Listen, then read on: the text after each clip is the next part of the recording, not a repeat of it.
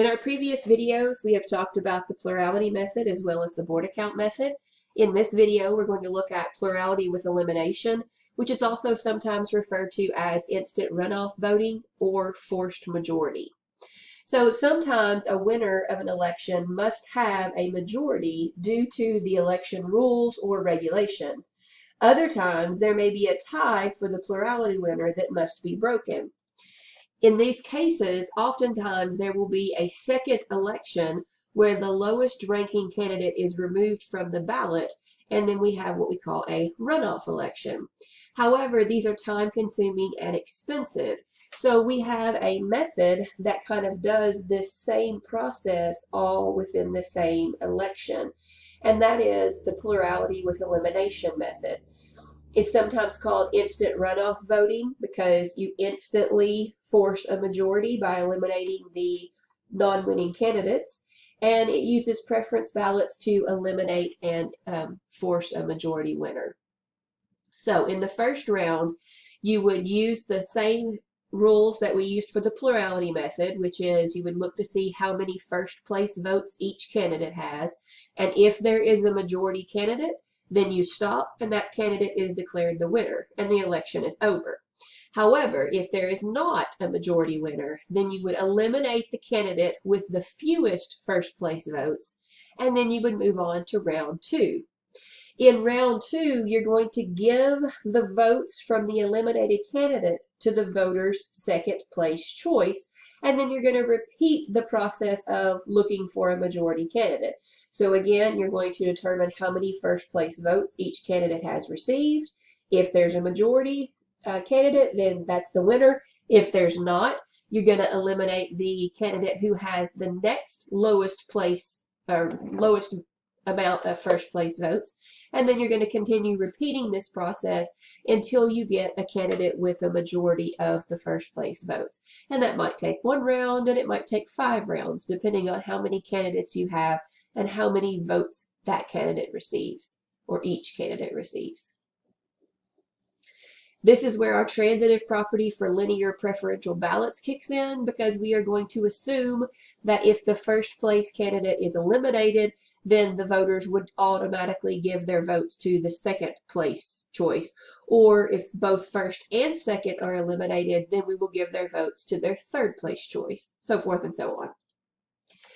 So let's think back to our burgers, pizza, and tie example. We've looked at that again previously, and if you will recall, the plurality candidate was burger because burger had more first place votes than anybody else. The Condorcet candidate was pizza because pizza beat the other two in a head-to-head comparison, and the board account winner was also pizza because the pizza received the most number of votes using the board account method. So we want to look at it in terms of the plurality with elimination method. So the first thing that I will do here in round one is I will create a table that lists each candidate and then also how many first place votes each candidate received. And so this will help me to easily determine whether or not I have a majority candidate. And then also if I do not, it will help me to determine who needs to be eliminated. So you will notice that the plurality winner in this case is burgers.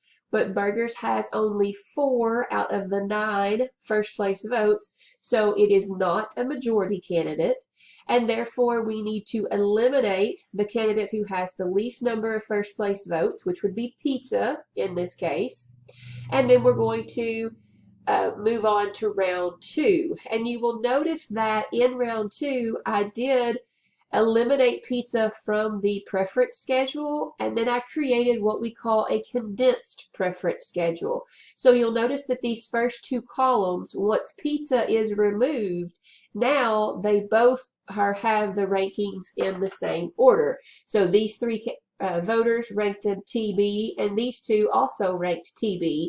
So those can be combined into a single column in our new condensed preference schedule. Now, you do not have to create a condensed preference schedule. If you prefer, you can continue to work with this one. But as you can see, by eliminating some of those duplicate columns, you are making your life a little easier by creating these new condensed schedules.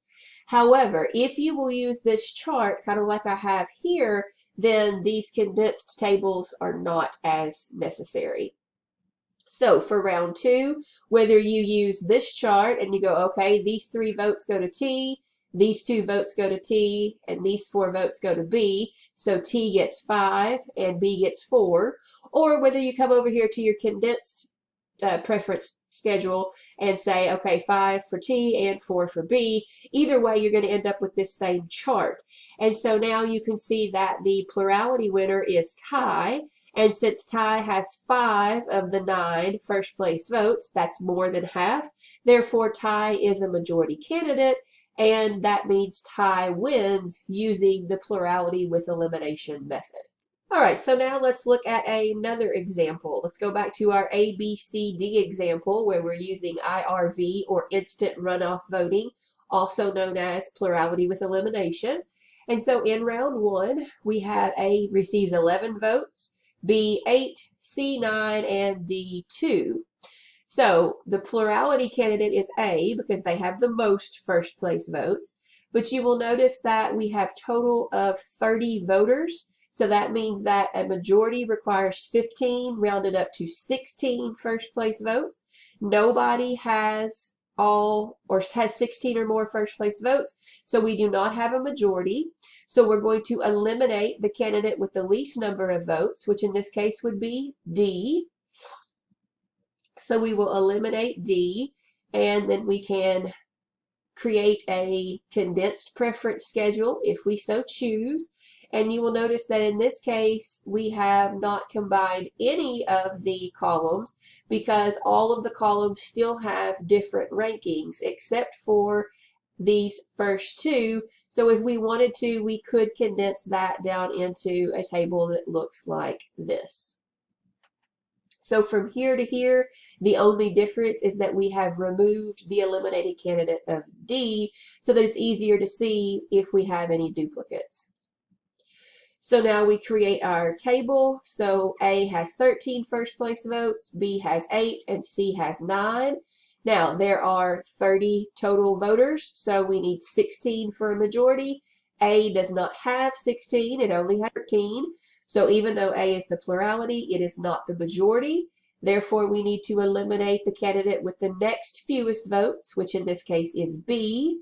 So we are going to eliminate B and move on to round 3.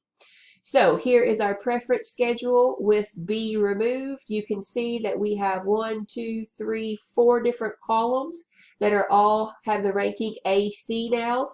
So we can condense that down into a table with only 2 columns. The key is to make sure if you do that, you have to add together all of the numbers at the top to get this new number at the top of your column. So now our plurality is A, and you'll notice I did not create a new table in this case, mainly because we only had 2 columns, so I didn't feel like a table was necessary. But if you want to create that same green table like we did earlier, you can do that. Our plurality is A with 21 votes, and since 21 is greater than 16, A is a majority, and therefore A wins the plurality with elimination method, or at least wins the election using the plurality with elimination method. So oftentimes in voting, we want to know more than just the first place winner, and that is considered the extended rankings of the election. And so for instant runoff or plurality with elimination, the way that we create the extended rankings is by listing the first eliminated candidate in last place, and then going to kind of go in reverse order. So the first eliminated is last place, the second candidate eliminated is next to last place, and so forth and so on. So if you'll remember, we eliminated D first, so Doctor gets 4th place. Then we eliminated B, so Barbara gets 3rd place. Then we eliminated C, or we didn't necessarily eliminate as much as C just lost to A in this final election. So C gets D, or this final round, and therefore A is our first place. Now let's look at one final example, and in this case I want you to actually try it. So I want you to apply the IRV or plurality with elimination method, and determine the extended rankings, not only the winner, but the extended rankings for this particular election. So go ahead and hit pause on your video, spend a few minutes trying to find out who the winner is. Then when you're ready, come back and hit play, and I will reveal the winner. So now we have the winner being Eileen, and the rankings are going to be that Eileen is first, Kara is second, Alice is third, Dawn is fourth, and Beth is fifth.